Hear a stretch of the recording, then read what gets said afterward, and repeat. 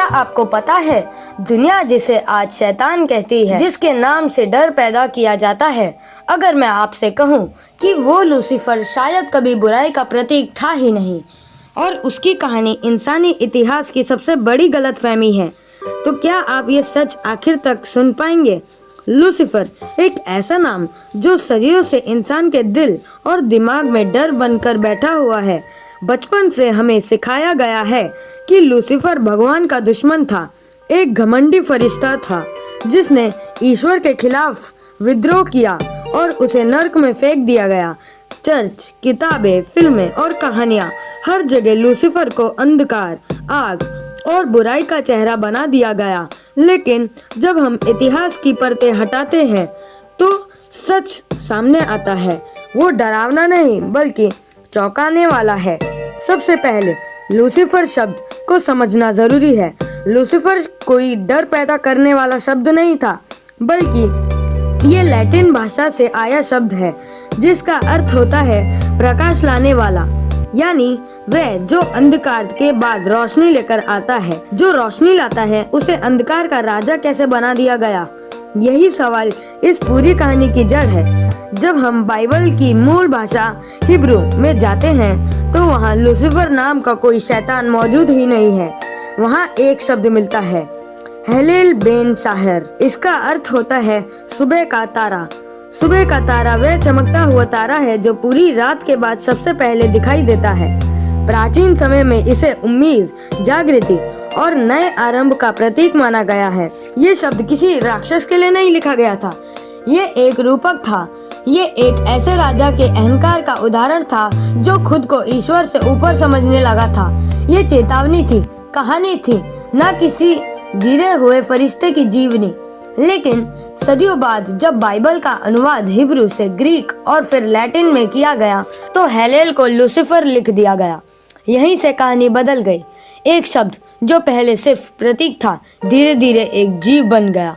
एक विचार जो चेतावनी था, वह डर की कहानी बन गया। और फिर लोगों ने मान लिया कि लूसीफर कोई एक फरिश्ता था जिसने स्वर्ग में विद्रोह किया। अब यहाँ एक और सच्चाई सामने आती है। बाइबल में शैतान के लिए अलग अलग शब्द इस्तेमाल हुए हैं। सैटन जिसका मतलब होता है विरोधी, डेविल जिसका मतलब होता है झूठा आरोप लगाने वाला। लेकिन कहीं भी साफ तौर पर यह नहीं लिखा कि लूसीफर ही शैतान है। यह जोड़ बाद में किया गया।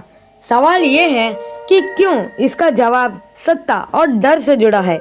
जिस दौर में चर्च सबसे पहले शक्तिशाली था, उस दौर में सवाल पूछना पाप माना जाता था, ज्ञान खतरनाक था, सोचने वाला इंसान विद्रोही माना जाता था और लूसीफर का अर्थ था प्रकाश और ज्ञान।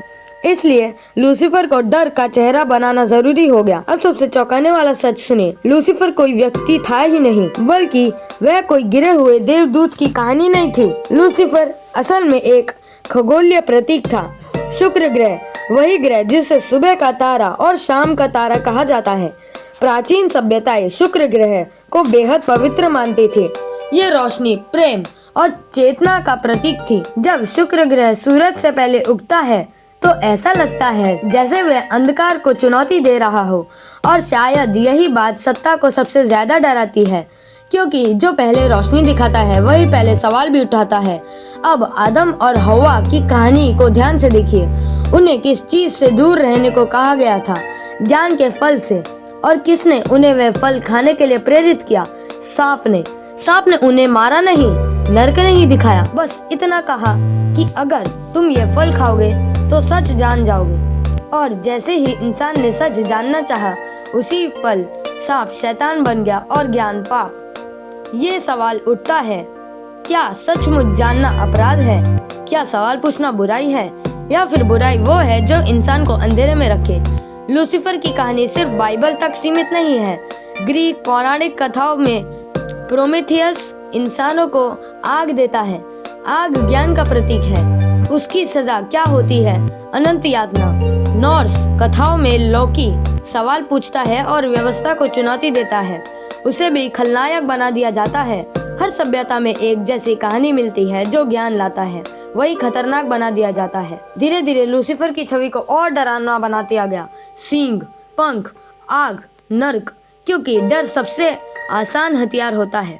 डर से इंसान सवाल नहीं पूछता, डर से इंसान आदेश मानता है, डर से इंसान सोचने की जगह मानने लगता है। सबसे बड़ा रहस्य ये है कि लूसीफर को कभी नर्क का राजा नहीं कहा गया था। नर्क की आग, सजाएं और शासन की कल्पना बाद की कहानियों में जोड़ी गई। मूल ग्रंथों में ये सब नहीं है। ये सब इंसान को नियंत्रित करने के लिए रचा गया डर था। अगर लूसीफर को एक प्रतीक के रूप में देखा जाए तो वह एक विचार है। वह विचार जो कहता है कि इंसान सोच सकता है, वह विचार जो कहता है कि इंसान अंधकार में नहीं रोशनी में जी सकता है। और यही विचार सदियों से खतरनाक माना गया। आज भी जब कोई सवाल करता है, जब कोई परंपरा को चुनौती देता है, जब कोई सच सामने लाने की कोशिश करता है, तो उसे गलत कहा जाता है, डरावना बताया जाता है। यही लूसीफर की कहानी का आधुनिक रूप है।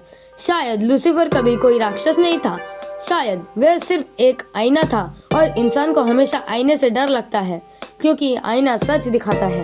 तो अगली बार जब आप लूसीफर का नाम सुने, सिर्फ डरने से पहले एक बार सोचिएगा, क्या वो सच में बुराई का प्रतीक था, या फिर वो सच का उजाला था जिससे इंसान हमेशा डरता आया है।